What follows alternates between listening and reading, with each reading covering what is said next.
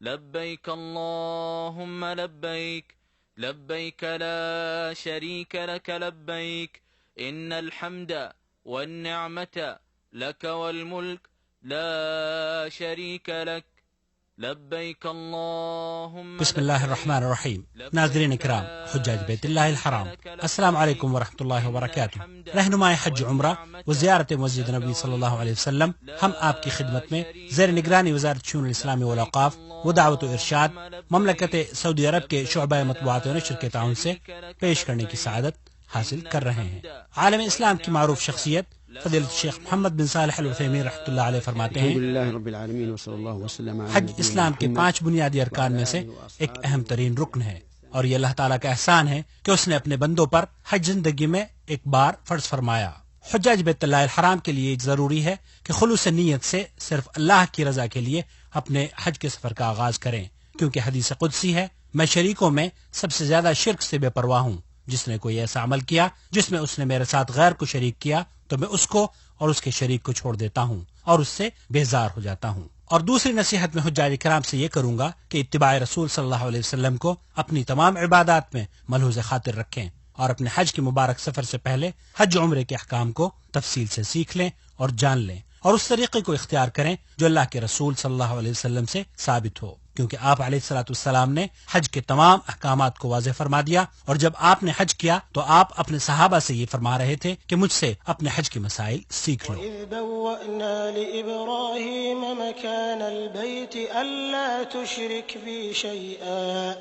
وَطَهِّرْ بَيْتِيَ لِلطَّائِفِينَ وَالْقَائِمِينَ وَالرُّكَّعِ السُّجُودِ وَأَذِّن فِي النَّاسِ بِالْحَجِّ يَأْتُوكَ رِجَالًا وعلى كل ضامر يأتين من كل فج عميق۔ مکۃ المکرمہ، روئے زمین پر اللہ اور اس کے رسول صلی اللہ علیہ وسلم کو یہ شہر دنیا کے دوسرے شہروں سے زیادہ محبوب ہے۔ اس میں کعبہ ہے جو اللہ کی عبادت کے لیے بنائے جانے والا سب سے پہلا اور قدیم گھر ہے، مسلمانوں کا قبلہ اور ان کی دلی محبت کا مرکز ہے۔ یہی وہ جگہ ہے جس کی طرف دنیا میں بسنے والے مسلمان ہر روز 5 وقت اپنا رخ کرتے ہیں۔ ان کے دل اس عبادت گاہ کی زیارت کے لیے بے قرار رہتے ہیں۔ یہی وہ جگہ ہے جس کے لیے حج کا سفر کیا جاتا ہے، یہی وہ مقام ہے جس کا طواف کیا جاتا ہے، یہی وہ عظیم منزلت والی عبادت گاہ ہے جس کی تعمیر حضرت ابراہیم علیہ السلام نے کی، یہی وہ جگہ ہے جس کے ہر چیز کو امن و امان حاصل ہے، یہی وہ مقدس عبادت گاہ ہے جو دنیا میں بسنے والوں کو توحید و امن و سلامتی کا پیغام دیتی ہے، یہی وہ جگہ ہے جہاں ایک نماز 1,00,000 نماز کا درجہ رکھتی ہے۔ إن أول بيت وضع للناس للذي ببكة مباركا وهدى للعالمين فيه آيات بينات مقام إبراهيم ومن دخله كان آمنا ولله على الناس حج البيت من استطاع إليه سبيلا ومن كفر فإن الله غني عن العالمين۔ اللہ رب العالمین نے اس دنیا میں بسنے والوں کی گمراہی کے اندھیروں کو دور کرنے کے لیے اپنے آخری نبی محمد صلی اللہ علیہ وسلم پر دین اسلام جیسی عظیم نعمت کا نزول فرمایا، تاکہ آپ صلی اللہ علیہ وسلم جن و انس پر اس بات کو واضح فرما دیں کہ ان کی تخلیق کا مقصد اللہ رب العالمین کی عبادت ہے۔ فقد ثبت عن النبي صلى الله عليه وسلم رسول اکرم صلی اللہ علیہ وسلم نے ارشاد فرمایا، اسلام کی بنیاد 5 چیزوں پر ہے، اس بات کی گواہی دینا کہ اللہ کے سوا کوئی معبود نہیں، اور یہ کہ محمد صلی اللہ علیہ وسلم اللہ کے آخری رسول ہیں، اور نماز قائم کرنا، زکوٰۃ دینا، رمضان کے روزے رکھنا، اور حج بیت اللہ۔ حج اسلام کے ارکان میں سے ایک اہم ترین رکن ہے، اور اس وقت تک ایک شخص کا اسلام مکمل نہیں ہوتا جب تک کہ صاحب استطاعت حج نہ کر لے۔ حج ہر اس مسلمان مرد و عورت پر زندگی میں ایک بار فرض ہے جو اس کی طاقت رکھتا ہو، اس کی طرف راستے کی استطاعت رکھتا ہو، عاقل ہو، بالغ ہو اور آزاد ہو۔ حج بیت اللہ کی ادائیگی کے لیے ہر سال دنیا کے تمام ممالک سے لاکھوں مسلمان اس مقدس زمین پر تشریف لاتے ہیں، اور حکومت خادم الحرمین شریفین ملک فہد بن عبدالعزیز حفظہ اللہ اس بات کا خاص خیال رکھتی ہے کہ حجاج بیت اللہ الحرام کو مملکت سعودی عرب کی روئے زمین پر ہر وہ چیز میسر ہو جس کی انہیں دوران قیام ضرورت ہو سکتی ہے۔ حکومت کے تمام شعبے اس اہم ترین فریضے کے لیے آئے ہوئے اللہ کے مہمانوں کی خدمات کے لیے ہمہ وقت تیار رہتے ہیں اور حجاج کرام کی بہتر سے بہتر خدمت کو اپنا فرض عین سمجھتے ہوئے اسے پورا کرتے ہیں۔ ضیاء الرحمان کی اس روئے زمین پر آمد سے لے کر ان کی واپسی تک امن و سلامتی کے تمام تر وسائل پیش کیے جاتے ہیں۔ حکومت خادم الحرمین شریفین حفظہ اللہ کی جانب سے اے اللہ کے مہمانوں، آپ کے لیے، آپ کی راحت کے لیے تمام تر سہولتیں مہیا کی گئی ہیں، ان گنت پروجیکٹس آپ کے لیے کھول دیے گئے ہیں، لہذا ہم اس بلد الحرمین میں آپ کا خیر مقدم کرتے ہیں اور آپ سے درخواست کرتے ہیں کہ اپنے آرام اور سہولیات کے لیے ان چیزوں سے فائدہ اٹھانے میں بالکل تردد نہ کریں۔ ہم اس مقدس سرزمین پر آپ کو خوش آمدید کہتے ہیں۔ الحج اشہر معلومات فمن فرض فيهن الحج فلا رفث ولا فسوق ولا جدال في الحج وما تفعلوا من خير يعلمه الله وتزودوا فإن خير الزاد التقوى واتقون يا أولي الألباب۔ حجاج بیت اللہ الحرام کے لیے یہ جاننا ضروری ہے کہ حج کی 3 قسمیں مشروع ہیں، اور ہر حاجی کے لیے ضروری ہے کہ اسے اس بات کا بخوبی علم ہو کہ وہ حج کی کون سی قسم کے مطابق حج کر رہا ہے۔ حج کی وہ 3 قسمیں ہیں: حج تمتع، حج قران اور حج افراد۔ ان تینوں قسموں میں سب سے افضل حج حج تمتع ہے، کیونکہ اللہ کے رسول صلی اللہ علیہ وسلم نے اپنے اصحاب رضوان اللہ علیہم اجمعین کو حج تمتع ہی کی تاکید فرمائی۔ حج تمتع کی تعریف یہ ہے کہ حج کے مہینوں میں یعنی شوال، ذی القعدہ اور ذی الحج کے آخری عشرے میں عمرے کا احرام باندھے،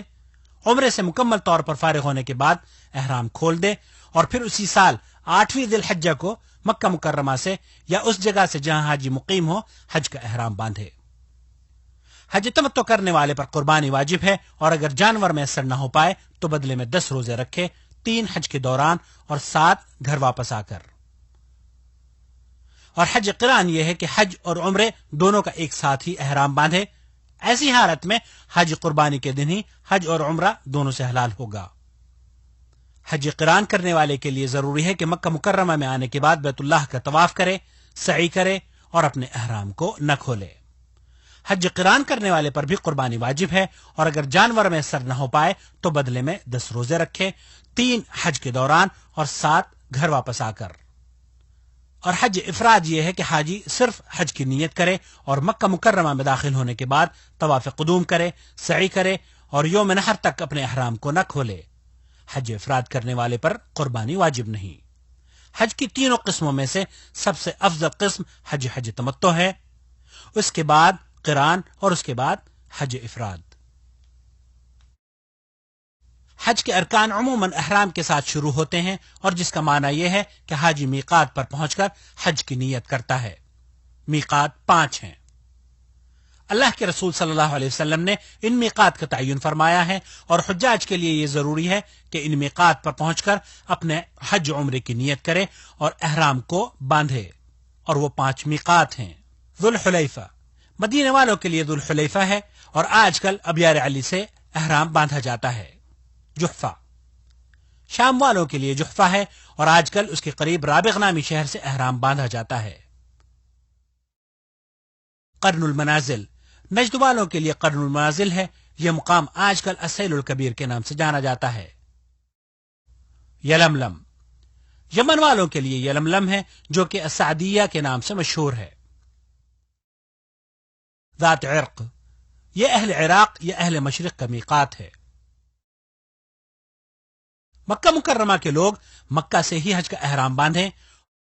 اور اسی طرح اہل جدہ بھی جدہ ہی سے حج کا احرام باندھیں گے، لہذا حاجی اور معتمر کے لیے یہاں سے بغیر احرام کے گزر جانا جائز نہیں، اور جان بوجھ کر میقات سے بلا احرام باندھے۔ اگر کوئی شخص گزر جائے تو اس کے لیے ضروری ہے کہ وہ واپس اپنی میقات پر لوٹے اور احرام باندھے، اور ایسا نہ کرنے کی شکل میں اس پر دم واجب ہوگا، جسے جانور کی قربانی کی شکل میں حرم کی حدود میں ذبح کر کے فقراء مکہ پر تقسیم کرنا ہوگا۔ اے مسلمان بھائی، اگر آپ زمین کے راستے سے، گاڑی سے یا کسی اور سواری سے سفر کر رہے ہیں تو میقات پر پہنچنے کے بعد اگر میسر ہو تو غسل کر لیں، اپنے جسم پر خوشبو لگا لیں اور اپنی صفائی کا اہتمام کریں اور اپنی احرام کی 2 چادروں کو باندھ لیں۔ معلوم ہو کہ عورتوں کے لیے احرام ان کا عام لباس ہے، البتہ ایسے کپڑے نہ پہنے جن میں زیب و زینت کا اظہار ہوتا ہو۔ اس کے بعد عمرے کی نیت ان الفاظ سے کہنی چاہیے: لبیک عمرہ۔ اور آپ اگر سمندر کے راستے سے یا ہوائی جہاز سے سفر کر رہے ہیں تو عام طور پر میقات آنے سے پہلے ہی آمد کا اعلان کر دیا جاتا ہے تاکہ احرام باندھ لیا جائے، اور اگر آپ اپنے وطن سے ہی احرام کی چادریں باندھ کر آئے ہیں تو کوئی حرج نہیں، البتہ عمرے کی نیت میقات پر پہنچ کر ہی کرنی چاہیے۔ نیت کرنے کے بعد اب مرد حضرات کو چاہیے کہ آواز سے تلبیہ پڑھیں، لیکن عورتیں تلبیہ پڑھتے وقت اپنی آوازیں پست رکھیں۔ واضح ہے کہ اجتماعی طور پر تلبیہ پکارنے سے بھی دوسروں کو تشویش ہوتی ہے، یہ بھی نامناسب عمل ہے۔ شریک لک لبیک ان الحمد والنعمت لک والملک لا شریک لک لبیک اللہم لبیک لبیک لا شریک لک لبیک ان الحمد والنعمت۔ محترم حجاج کرام، حج اور عمرے کا احرام باندھنے کے بعد آپ کے لیے مندرجہ ذیل باتوں کا جاننا ضروری ہے، کیونکہ محرم پر کچھ ذمہ داریاں اللہ تعالی کی طرف سے عائد ہوتی ہیں۔ مثلا بال نہ کاٹے، لیکن اگر خود بخود بال جھڑ جائیں تو کوئی حرج نہیں۔ ناخن نہ تراشے، لیکن اگر خود بخود ناخن الگ ہو جائیں تو کوئی حرج نہیں۔ اپنے جسم پر اور کھانے پینے کی اشیاء میں خوشبو نہ استعمال کرے، لیکن احرام کی نیت کرنے سے پہلے جو خوشبو لگائی تھی اگر اس کا کوئی اثر باقی ہو تو کوئی حرج نہیں۔ کسی شکار کے جانور کو نہ مارے، نہ بدکائے اور نہ ہی دوسروں کی اس کام میں مدد کرے۔ کوئی محرم یا غیر محرم حدود حرم کے اندر کسی درخت کو نہ کاٹے اور نہ ہی کوئی ہرا پودا اکھاڑے اور نہ ہی کوئی گری ہوئی یا کھوئی ہوئی چیز اٹھائے، البتہ اگر نیت اس چیز کے بارے میں اعلان کرنا ہو تو پھر اٹھانا جائز ہے۔ عورتوں کو شادی کا پیغام نہ دے، نہ ہی اپنے لیے یا کسی دوسرے کے عقد نکاح کا سبب بنے، اور جب تک احرام میں ہو شہوت کے ساتھ عورت سے مباشرت اور ہم بستری نہ کرے۔ عورت کے لیے احرام کی حالت میں ہاتھوں میں دستانے پہننا یا نقاب یا برقعے کے ذریعے اپنے چہرے کو چھپانا ممنوع ہے۔ اگر اجنبی مردوں کا سامنا ہو رہا ہو تو پھر چہرے کو اوڑھنی یا کسی اور چیز سے چھپانا واجب ہے، ویسے ہی جیسے کہ غیر حالت احرام میں واجب ہے۔ احرام کی حالت میں مردوں پر اپنے سر کو ڈھانکنا جائز نہیں، لیکن چھتری سے یا گاڑی کی چھت سے یا اپنے سامان کو سر پر اٹھانے میں اگر سر چھپ جائے تو کوئی حرج نہیں۔ اگر محرم بھول کر جہالت میں سلا ہوا کپڑا پہن لے یا اپنے سر کو ڈھانک لیتا ہے یا خوشبو استعمال کر لیتا ہے یا اپنا کوئی بال کاٹ لیتا ہے تو کوئی حرج نہیں۔ قمیص، پائجامہ یا کوئی دوسرا سلا ہوا کپڑا پورے جسم یا جسم کے کچھ حصے کے لیے استعمال نہ کرے۔ اذا لم يجد ازارا فيلبس السراويل او اذا لم يجد نعلين فيلبس الخفين ولا حرج۔ ایسے جوتے بھی استعمال نہ کرے جو ٹخنوں کو چھپا دیں، البتہ عام جوتے اور چپل پہننا، انگوٹھی پہننا، چشمہ لگانا، گھڑی باندھنا، ایئر فون استعمال کرنا، بیلٹ اور پرس استعمال کرنا، اور اگر احرام گندا ہو جائے تو اسے بدلنا محرم کے لیے جائز ہے۔ سر اور جسم کو دھونا بھی جائز ہے، اور اگر محرم کے کوئی زخم لگ جائے تو کوئی حرج نہیں۔ اور واضح رہے کہ احرام کے لیے کوئی خاص نماز مشروع نہیں، جیسا کہ بعض لوگوں کا خیال ہے۔ اللہ تعالیٰ نے جن اعمال کو فرض قرار دیا ہے ان کا التزام کرے، مثال کے طور پر 5 وقت نماز با جماعت ادا کرے، جن کاموں سے اللہ تعالیٰ نے روکا ہے ان سے دور رہے، بد کلامی، فحش باتیں، جنگ و جدال اور دیگر نافرمانی